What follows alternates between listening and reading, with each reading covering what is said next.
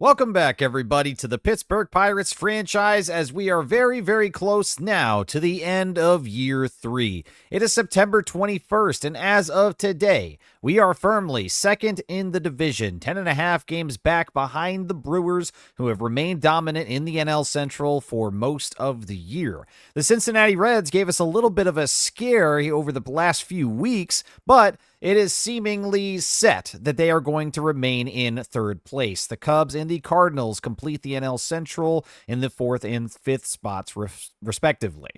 Now, in the calendar, we've got 2 series left. It's going to be Atlanta, who are 79 and 77, trying to stay above 500. And then it is the NL Central Division champions, Milwaukee Brewers, currently 96 and 61 with 6 games left to go, give or take. I'm not sure on their schedule, but they could be a 100-win team this year.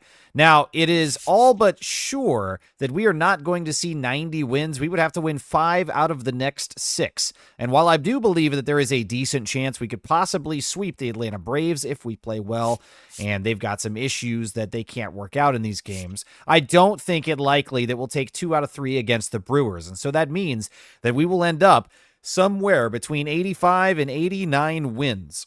Now, that's still a good and successful season, but it's a little lower than I wanted.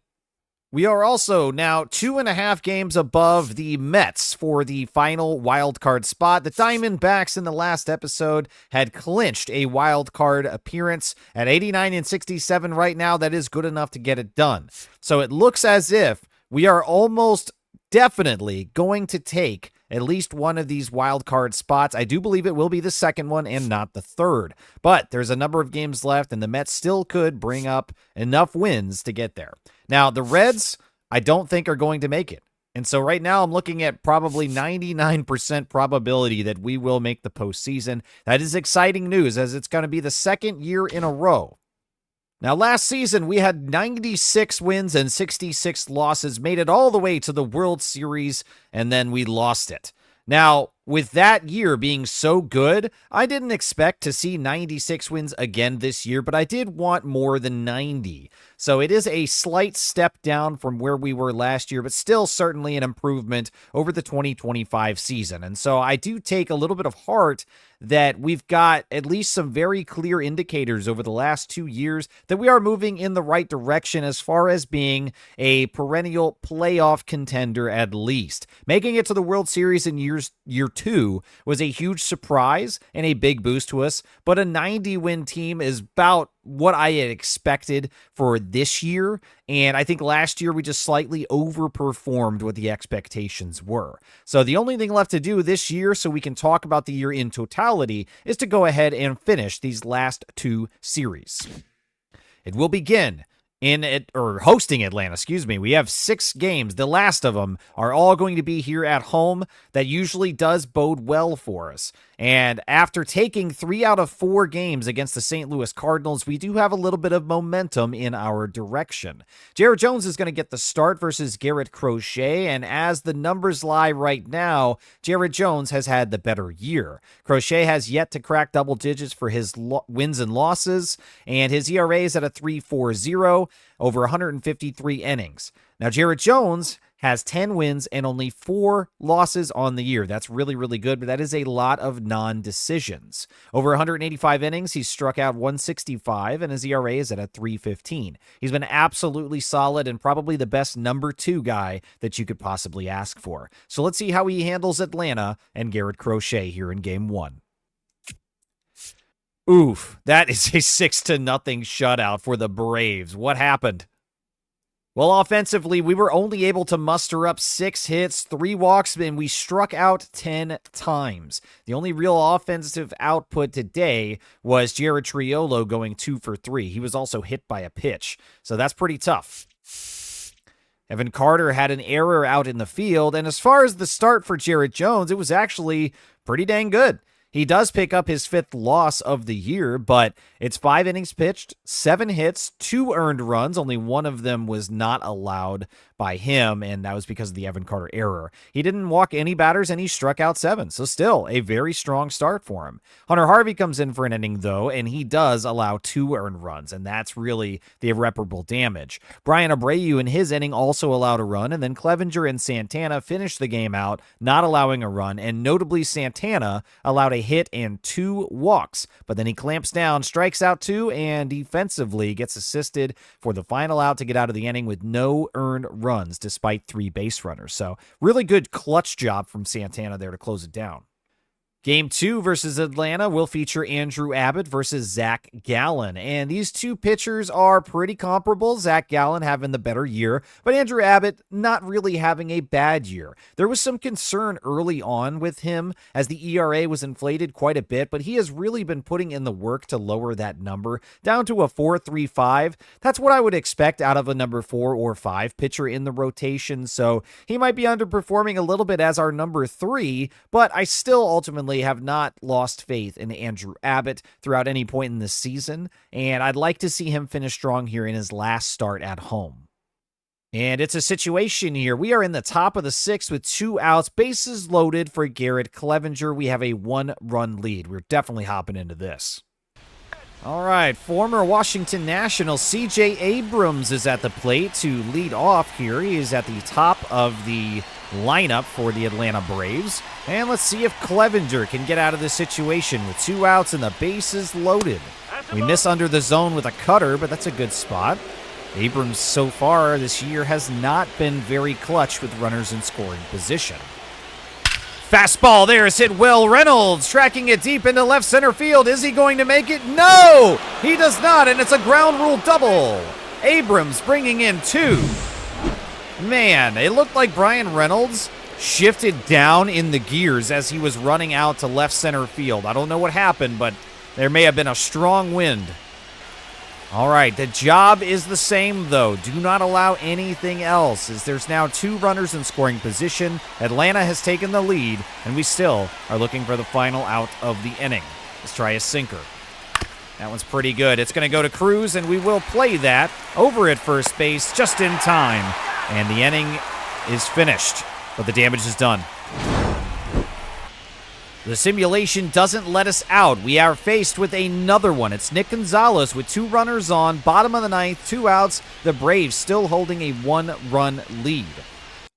I am going to take this time now, as like I said, I think that we have secured a wild card spot almost certainly. And because of that, I'd like to take a short chance here. It's the bottom of the 9th with 2 outs, 2 men on, and we're losing. But I think that a lefty-righty matchup makes me feel more comfortable, and it does give us the unique opportunity to take a look at the offensive September call-up. That is DJ Stewart, and he's got power. He's got decent vision at 60. He's got a clutch rating of 63. And I know Gonzalez has a better clutch rating than that and vision, but I want to see just kind of an experiment, if you will, whether or not DJ Stewart feels okay to bat with, and could he possibly come through big in a situation like this. So let's go ahead and take the chance and put him in.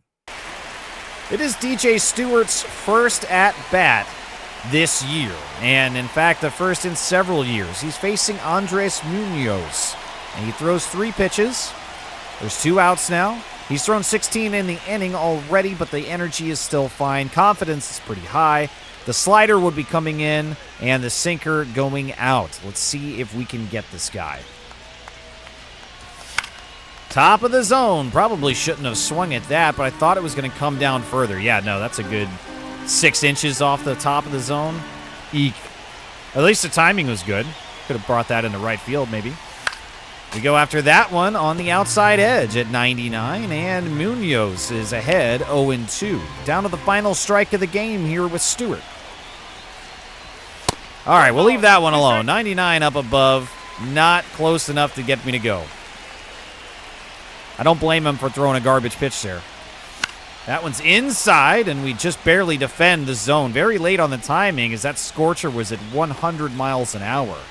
And we'll get another shot.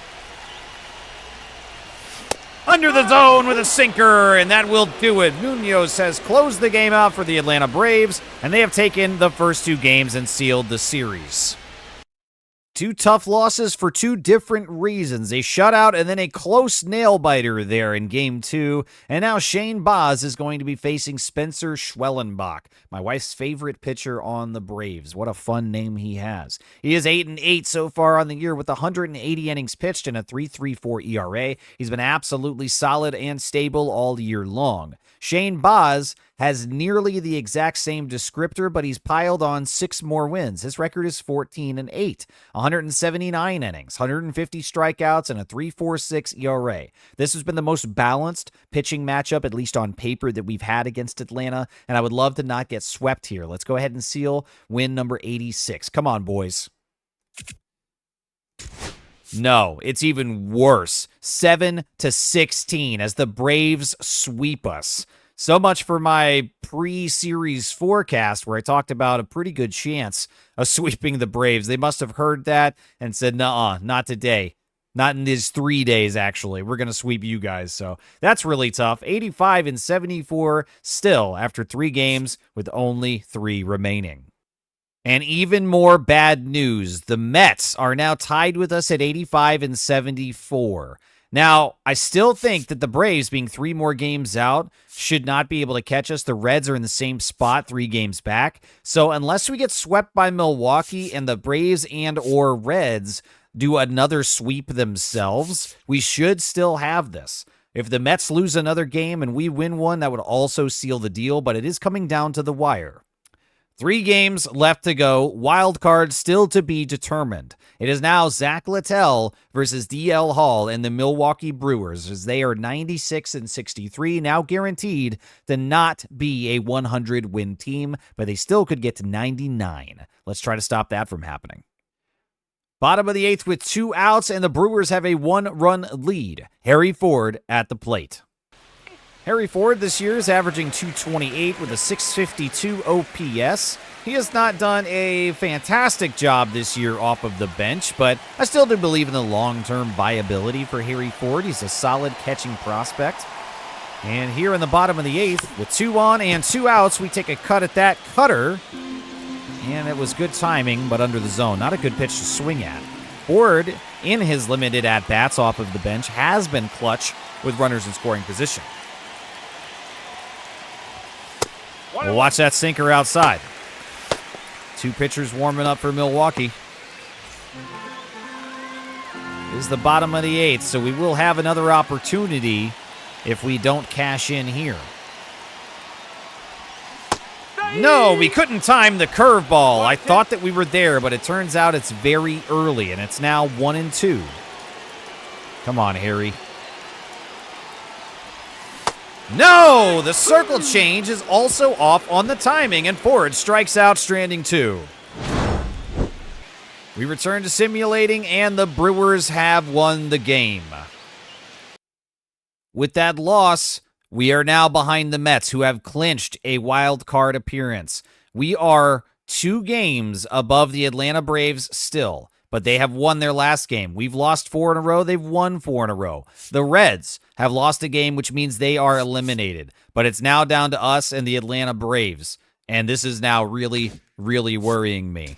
We've only got 2 games left, you guys. It's going to be a 1-2 punch, though. We're back to the start of the rotation with Paul Skeens versus Freddie Peralta. And that's a win. 4-1. There we go. Does that do it? Checking the wild card standings. Yes! That win finally, at last, has secured the final wild card spot in the National League. We are seeing postseason baseball for the 2nd year in a row. And now all that's left to do is finish this thing out. Jared Jones versus Tobias Myers. I think I'd like to quick manage this game as it's the last one of the regular season. All right, Jones getting the start here against Bryce Terang. It's a fly out to begin. Sal Frelick up next. Take your baseball. And he will take a walk over to first. Now, William Contreras batting third. It's a single. 2 men on. Now Jackson Chorio up to the plate. A ground out, but the runners advance now, second and third. Let's hop in against Wilson Contreras. They've got the Contreras brothers here.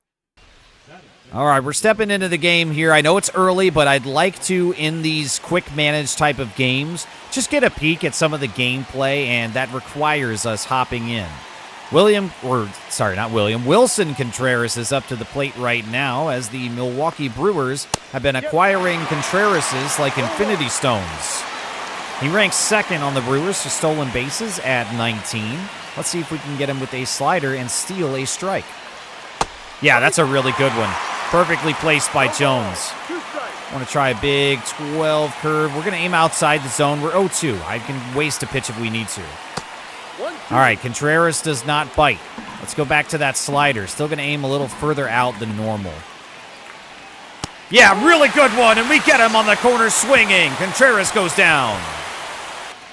Back to quick manage here with the rise at the plate versus Tobias Myers. It's a pop-up to begin, and now Brian Reynolds. A ground out to follow. Jock Peterson now at the plate, and I would like to take a swing with him. I'm going to hop back in. Jock Peterson with a career-high 78 RBIs, a 296 average right now. Jock Peterson is having an absolute career year, and I'm so happy and grateful that we decided to take a chance on signing this man. It's been awesome so far. Tobias Myers has only had to throw 7 pitches to get the first 2 outs of the inning, though. And he will miss with number 8 up above the zone. Peterson ranking 10th in the National League for his batting average this year. Unbelievable. Myers behind 1-0. Oh, he gives us a good one to hit. I think we were late on it, though. Oh, wow. Actually, no. Slightly early even, but still could not square it up. Count evens at 1-1. Oh, we're early on that circle change. I wanted every bit of it, and I jumped the gun. 1-2. That one's under the zone. We'll lay off. At least we got Myers into double digits now for the first inning. First 2 at-bats didn't push the count. That one's inside. A slider gets away from him. Turns out I heard it through the dirt there, so it looks like it got away from Contreras as well. Full count now for Peterson. Myers delivers. And no, it's a called strike on the lower outer edge. Just barely gets enough of it. All right, top of the second now for Jared Jones. Ortiz will pop up. Mitchell will strike out. And Gray will strike out, turning it back over to Jack Sawinski. That's a ground out. Next up is O'Neal Cruz. A single gets him on base, and I'm going to tell him to steal second. And he does. A successful stolen base, and now Steve Seidlinker at the plate with a runner in scoring position and only 1 out. That's a strikeout, and now Evan Carter steps to the plate. It's a pop-up, and we'll strand a base runner ourselves. Now, back to Jones here in the top of the third. A ground out to begin, and the lineup turns over again for Terang, his second at-bat. And he reaches second base on an error. That's not good. Now, 1 out, runner in scoring position, Sal Frelick back to the plate. A ground out which does not advance Terang, and now William Contreras seeking to bring that runner in. He takes a walk, and there is once again 2 men on and 2 outs for Jackson Churio. Gonna step back in here, and I'm going to begin with a slider low and away. Really, really good one, and it will get by Cruz. It's going to go to Reynolds in left field. 87 speed going home, and we're not going to beat it with the throw. The Brewers have struck first here in the top of the third. All right, still got to get out of this situation. We'll begin with the fastball high and tight to Contreras. Very well placed there for strike 1. We'll go circle change low and inside. It just goes high and inside, and a change up at 90 miles an hour is almost more like a fastball, I would say. We missed below the zone with a fastball after that. Let's see if we can get an inside slider. Yeah, it ties him up at the top of the zone, 2-2. Try a 12 curve on the outer edge. And it goes in the dirt under the zone. The runners try to advance. Bart to third, and we've got him on the tag. There we go. Great reaction and throw. Bottom of the third now as we need to strike back against Myers. It's Joey Bart at the plate to begin. And that's a strikeout. Now, Nick Gonzalez in the 9 spot. He gets on base with a walk. And now, Luis Arraez with a chance to do something here. 1 man on, 1 out. And it's a pop-up. Not advancing the runner there either. Now, Brian Reynolds. I want to hop in with him. Really, really love that Reynolds is such a good quality hitter from both sides of the plate. A switch hitter, averaging 262 with some power in the bat. Yeah, I'll take that every day. We will swing at the slider inside and miss it. Reynolds ranking first on the Pirates with 95 runs. That's pretty cool. 0-1. Nope, can't get the timing right on that one either. The four-seamer. We are too late on it, and we're down 0-2. Myers has been challenging to get down. And that one's easier to watch. 94. Way high up and outside. 1-2. Gonzalez has got some speed on first base. And that one was timed well, but Reynolds is underneath it too far. It's a pop-up to right field, and that is the final out of the 3rd inning. Wilson Contreras leading off in the top of the 4th as Jared Jones' fatigue level is still above 50%, and he's been pitching pretty well, but we need him to clamp down and allow no more runs to give our offense a chance. Contreras reaches on an error to begin the at-bat in the inning. Now, Joseph Ortiz. It's a flyout. Contreras remains at first. Garrett Mitchell is next. And that's a double to put 2 men in scoring position versus the bottom of the order with 1 out. Tristan Gray at the plate. All right, really, really need to do something good here. We're going to try to begin with a circle change. And it is good. Gray fouls it away down the third base line. We'll try a fastball high and away now. And that one's pretty well hit as well. It goes to Reynolds. And we're going to throw home. 48 speed is on the way, but the throw is offline. And that is a second run scored off of a Brian Reynolds throw from left field. I don't know how much I blame him, but 48 speed, a pop-out, position under it. I feel like we should have had that. The throw shouldn't have been offline. Runner's going to third. We're going to throw over there. No, and it goes down the line. We can't get it. And Brian Reynolds is not even going to have time to attempt the throw, and it goes errant anyways. That's another run scored, this time on an error. What is going on? This is not boding well for the postseason, as typically the momentum in the last few games or even weeks of the regular season provide an insight to the momentum. And right now, everything is not going our way. All right, bottom of the 4th, Peterson leading off. I'm going to try to give our offense a boost here. And that was a good one to go after. It's good timing, good contact, but Peterson was under it. And that's a flyout, to begin. Disappointing.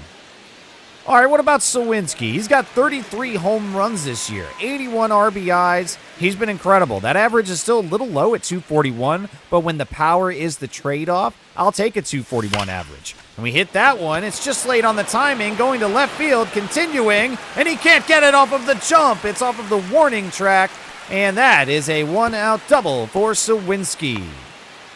All right, let's see if we can bring him home. Big O'Neal Cruz now, already 1 for 1 on the day. Runner in scoring position, and we need to start coming back right now. That was a good one to go after. 93 center of the zone. Timing was good, but O'Neal Cruz could not square it up. And we were early on that one. The circle change came in slower than it looked.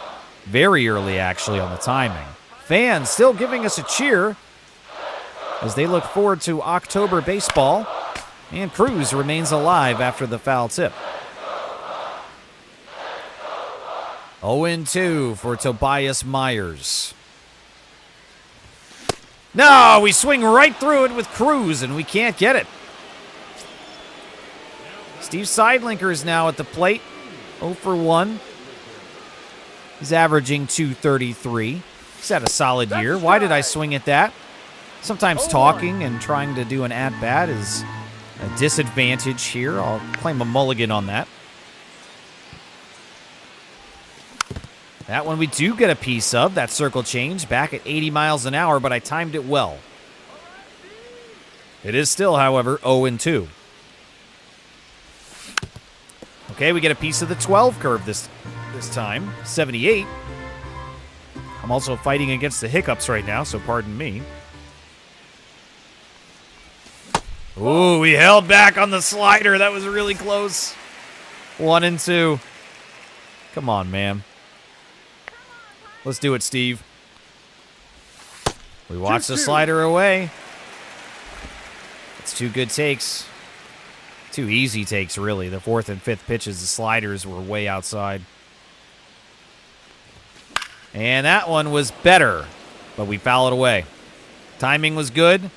Steve couldn't get a handle on it. Still 2-2. And that one we do, and that's a bloop. Yes, it goes over shortstop into left center field. And that is a single and an RBI for Steve Seidlinker. Excellent job, kid. All right, now back to Evan Carter, averaging .259 here in the 7th spot today. 2 outs. And we swing right over the top of that 12 curve. Too early on it. I feel like Carter's had a good year overall, but not a great year. That one misses. High and inside. 6 RBIs in the last 10 games for Carter. It's not bad. Swinging again, right over the top. The off-speed pitches for Myers. They are slower than they appear to come in. I swear the timing doesn't feel bad when I swing, but inevitably it's always wrong.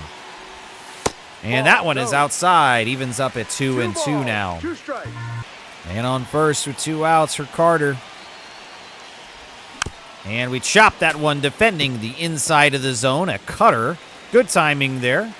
Fouls it away and remains at 2-2.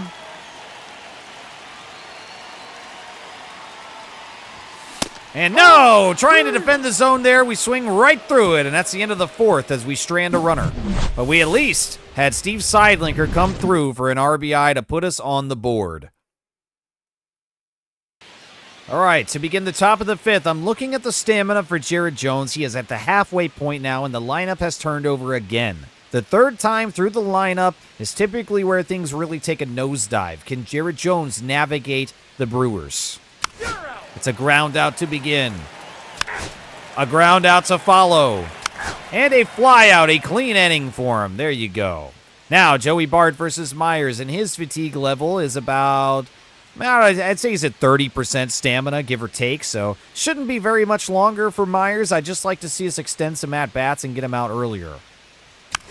A line out from Joey Bart is not a promising beginning, and now Nick Gonzalez is here. And it's a single. He is back on base. There we go. Now Luis Arise. And that's a walk. There's 2 men on for Brian Reynolds. Yeah, I'm stepping back in. All right, here we go. 1 out, 2 on. Brian Reynolds batting 2nd in the lineup today. Typically he's batting 3 or 4, but big opportunity. And that is ball 1 above the zone. Reynolds has had a really challenging season with runners in scoring position. He has a .200 average.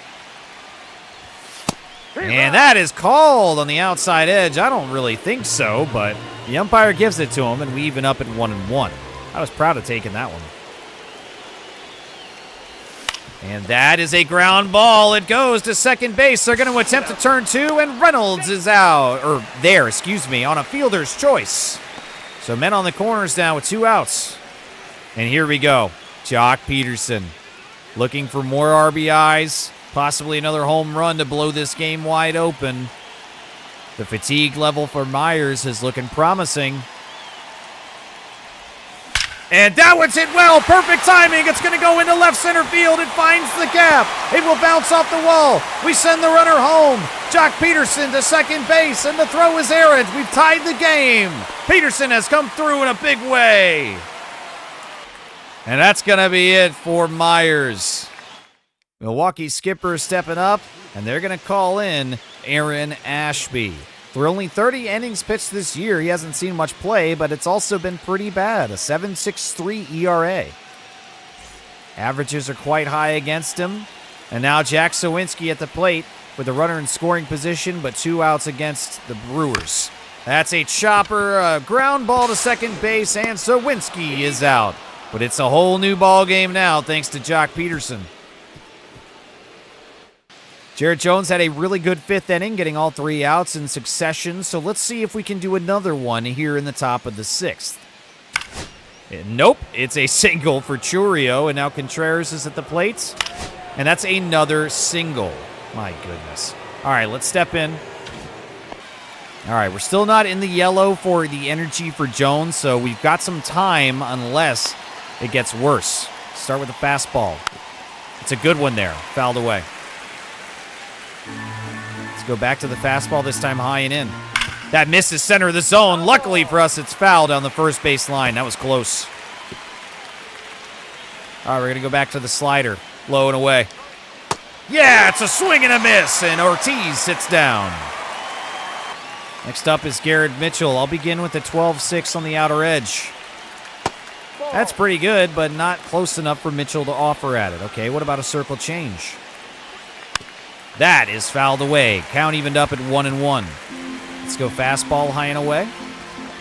It just goes high, center of the zone, but Mitchell swings through it. And now I want to try a slider at the back door. Knock, knock, it's Jared Jones, and that's a strikeout. All right, one more to go, and Tristan Gray steps back to the plate. Let's try to tie him up inside. He watches strike one, 97. All right, let's do another fastball. I want to aim low again, see if we can hit it. Yep, that's better, and that is popped high into shallow left field for O'Neal Cruz, and we've got it. Another really good way to get out of the jam, and it's still a tie ball game. Cruz comes off of the field and steps to the plate versus Aaron Ashby to begin the bottom of the 6th. And he will strike out. Next up is Steve Seidlinker. And that's a ground out. Now Evan Carter versus Ashby. A ground out as well. All right. Very short leash here for Jared Jones. I will give him the beginning of the top of the 7th because his stamina is still good. So if he's able to do it, I will let him go through the 7th, and that's it. If not, I've got 2 men warmed up and ready to go. It's a single. And yeah, we're going to make a pitching change. All right, we put in Carmen Mlodzinski, and through 33 innings, he's got 33 strikeouts, a 2.73 ERA, and a 1.15 whip. Can he get us out of the situation? Nobody out, man on first, lineup has turned over.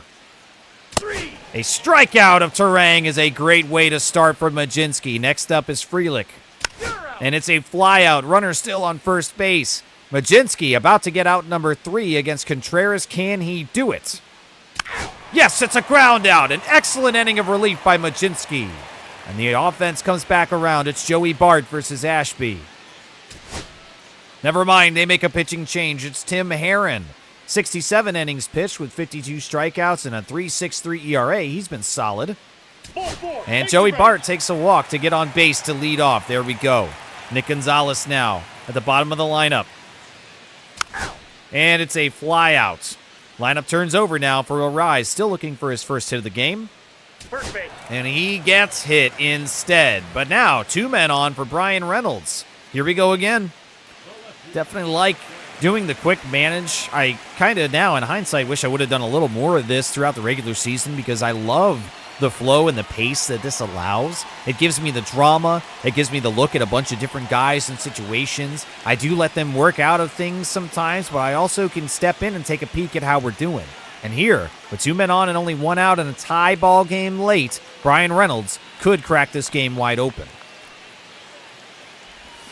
And that one, yes, it's a bloop. It goes past him into center field. We send that runner home, and Brian Reynolds has done it. We've got the lead now, 4-3, and he replaces a man on first. And Jock Peterson now. You know I'm staying in for this one. And that one is hit. It is shallow into second base. Peterson trying to outrun it, and he does not. It's a double play as the Brewers turn 2. But we have taken the lead. All right, Mlodzinski was absolutely brilliant in the top of the 7th, taking over for Jones. I will see how he does here. I've got 2 other men warmed up just in case, but I will leave him in to begin the top of the 8th. It's a flyout. Good start. Next up, Contreras. Strikeout, even better. And now Joseph Ortiz. And a flyout. Mlodzinski is a miracle worker right now. Jack Sawinski now in the bottom of the 8th versus Tim Herron. One last opportunity to add on more insurance runs. And actually, they make a pitching change. They bring back Jared Koenig. 70 innings pitched, 50 strikeouts, and a 3.45 ERA. He's been very difficult. And Sawinski strikes out. Next up is Cruz. And he grounds out. Sidelinker, the last chance for us. And a strikeout. I'm really tempted to make a pitching change here in the top of the 9th, as this is now a save situation. But since Mlodzinski has given us 2 incredible innings, I think I'm going to lean towards letting him go. We're facing the 7, 8, and 9 batters. So if there's any part of this lineup that should be weaker, it's them. And Mlodzinski has been on fire. Can he continue and give us one last set of 3 outs? It's a fly out from Mitchell. 2 to go. He strikes out Gray. Down to the final out, and let's step in to see if we can see it happen live. All right, Mlodzinski has only needed 23 pitches to get through 2 2/3, and here we are in the top of the 9th, a 1-run lead, seeking the final win of the year. The fastball is not called a strike at the bottom of the zone. That is insulting. Okay, what about a cutter? Really good there, and that's going to pop up to Sawinski. That will be the final out, and we have taken the game against the Brewers. We end the 2027 season on a high note with a close-fought battle, but some clutch hitting and some absolutely clutch performances on the pitching side. Jones getting out of plenty of situations, but Mlodzinski, the real pitching MVP, with 3 incredible innings to finish off this game. What a moment for him, and what a way to end the 27 season, as we now will move into October baseball. All right, the first matchup for us in the postseason will be against the Arizona Diamondbacks and Corbin Burnes to begin. It's not quite October. We are still facing some September challenges, but a 3-game set will determine whether or not we see October baseball itself. That is where we're going to end this episode. I want to thank you guys very much for watching. Cannot wait to get into the postseason for real and begin against the Diamondbacks. I'll catch you guys soon for the postseason.